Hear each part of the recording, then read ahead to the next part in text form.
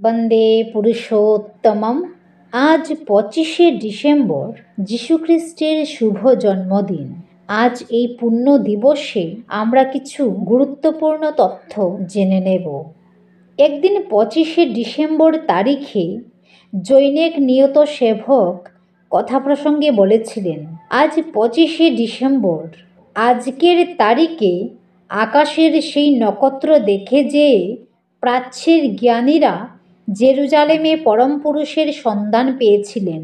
শুনে পরম দয়াল শ্রী শ্রী ঠাকুর যেন আত্মস্থভাবে বলে উঠলেন, সে নক্ষত্র এখন আর জেরুজালেমের আকাশে নেই, এখন সে নক্ষত্র ভারতের আকাশে উদিত। তিনি যে কে তার এই উজ্জ্বল আভাস। একবার হাউজার মেন্দা শ্রী শ্রী ঠাকুরকে বললেন, অনেকে সৎসঙ্গী হয়ে যীশুখ্রিস্টকে ভালোবাসতে শিখেছেন।